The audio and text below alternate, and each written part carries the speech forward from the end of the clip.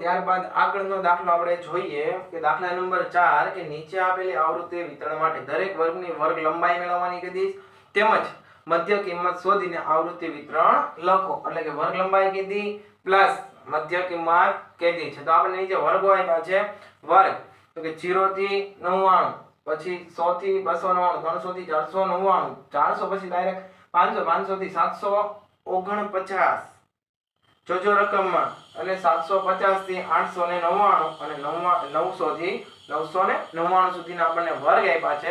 તો એ મેં ડાયરેક્ટ કોષ્ટક સ્વરૂપે લખી નાખ્યા છે પ્લસ કે આવૃત્તિ આપી છે તો મેં આવૃત્તિને પણ લખી નાખીશ 10 12 14 10 12 14 16 8 10 તો કે 16 8 10 તો કે આટલી વસ્તુ મને રકમમાં આપી છે એટલી વસ્તુ મેં લખી પણ નાખી છે એનાથી કોઈ એતરાજ નથી। તો હવે આગળ જોઈએ કે આપણે વર્ગનું સ્વરૂપ કેવું છે અનિવારક છે ને આપણે જોઈએ છે વર્ગ લંબાઈ તો વર્ગ લંબાઈ હંમેશા રાઉન્ડ ફિગરમાં હોય કે આ રીતના ન હોય આડી ઓળી ન હોય તો વર્ગ લંબાઈ મારે જોઈએ છે તો અનિવારક વર્ગો છે એને મારે પહેલા નિવારક બનાવવા પડશે અને પછી નિવારક ઉપર આ બધી પ્રોસેસ કરી શકું બરોબર। તો હવે મારે નિવારક બનાવવા માટે શું કરવાનું તો કે હવે બધાને ખ્યાલ છે કે પ્રથમ વર્ગ હોય એમાંથી પ્રથમ વર્ગ એમાંથી -0.5 બાદ કરવાના છે તો મારો પ્રથમ વર્ગ 0 છે તો એમાં -0.5 થઈ જાય અને બીજો વર્ગ 99 છે એમાં +0.5 કરવાના હોય તો મારો વર્ગ બની જાય 99.5 એટલે કે -0.5 થી 99.5 આ મારો શું બને તો નિવારક વર્ગ બને કેવો તો કે નિવારક વર્ગ। તો ચાલો આને નિવારક બનાવવા માટે આપણે શું કરશું તો કે પહેલો વર્ગ તો મળી ગયો -0.5 થી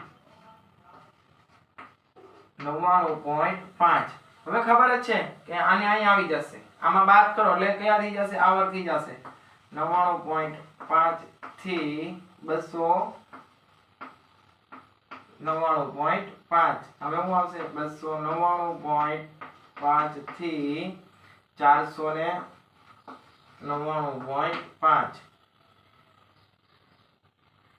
499.5 થી હવે આવશે 749.5 પછીનો વર્ગ આવશે 749.5 થી કયો આવશે તો કે 899.5 એની પછી આવશે 899.5 થી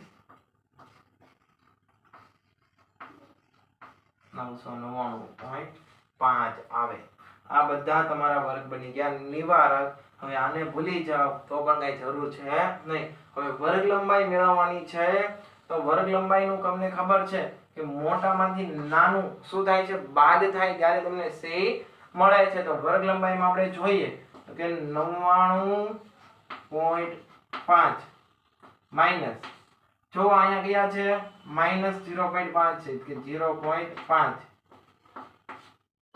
પણ કેવા છે -0.5 છે તો હવે આપણો વર્ગ લંબાઈ કેટલી મળશે તો કેલ્સીમાં કરો 99.5 માઈનસ 0.5 પણ કેવા 0.5 કેવા પણ કે માઈનસ તો બરાબર તમે આપશો એટલે હવે તમારી વર્ગ લંબાઈ કેટલી થશે 100 ઓછે ઓછે વત્તા થાય ઓછે ઓછે વત્તા થાય છે એટલે માઈનસ કૌંસમાં -0.5 એટલે તમારી વર્ગ લંબાઈ 100 આવી।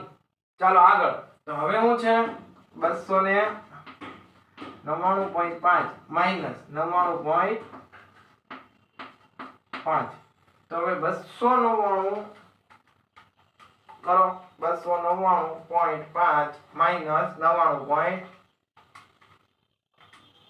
તો હવે તમારી વર્ગ લંબાઈ આવશે 200 ની। તો આ રીતે ક્રમશઃ કરવાનું છે। ચાલો ફટાફટ તમે પણ કરી નાખો। ચાલો આપણે નિવારક વર્ગ બનાવ્યા ત્યારબાદ આપણે વર્ગ લંબાઈ જોતા હતા વર્ગ લંબાઈ તો બધાને આન્સર કહેવાય કે આ રીતે આન્સર આવી ગયો હશે। પહેલાની વર્ગ લંબાઈ 100 બીજાની 200 ત્રીજાની 200 આની 250 150 અને 100 આ રીતના બધાને આન્સર આવી ગયો હશે, ન આવ્યો હોય તો ટેલી કરજો, કંઈક તમે લોચો માર્યો હશે. હવે આગળ જોઈએ મધ્ય કિંમત. તો મધ્ય કિંમત આપણને ખબર છે કે આ વર્ગોનું નિવારક છે એ જ વર્ગોનો આપણે ઉપયોગ કરવાનો. તો પહેલું વત્તા બીજું ભાગ્યા 2, એટલે કે પહેલું બીજું ભાગ્યા 2 એટલે આપણને વર્ગ લંબાઈ મળે. તો 0.5 વત્તા 99.5 ભાગ્યા 2 કરશો એટલે 49.5 આવશે. કેમ? તો કે 0.5 એ તમારી પાસે કેવા છે? તો કે -0.5 છે.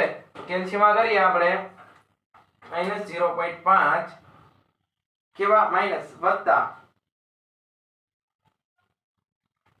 99.5 ભાગ્યા 2 એટલે કે 49.5 તમારી પાસે આ રીતના આન્સર આવશે. તો આ રીતે મધ્ય કિંમત, કેમ કે મધ્ય કિંમત મેં ફટાફટ લખી નાખી એટલા માટે કે આપણે આગળના દાખલા 1 2 જોઈ ગયા છે કે મધ્ય કિંમત કઈ રીતના મળે, તેમાં ખોટો સમય બગાડવો નથી. મધ્ય કિંમત આ રહ્યા, બે વર્ગોનો સરવાળો ભાગ્યા 2 એટલે મધ્ય કિંમત, બે વર્ગોનો સરવાળો ભાગ્યા 2 એટલે કે મધ્ય કિંમત તમને મળી જશે. તો આ હતો દાખલા નંબર 4, પેજ નંબર 37 ઉપર આપેલો છે એ. આમાં કાંઈ પણ ડાઉટ હશે નહીં એવી હું આશા રાખું છું. અન્યથા કાંઈ પણ ડાઉટ જેવું લાગે તો કોમેન્ટ કરીને કહી દેજો. તો આપણે અહીંયા સુધી રાખીએ. અસ્તુ. જય હિન્દ, જય ભારત.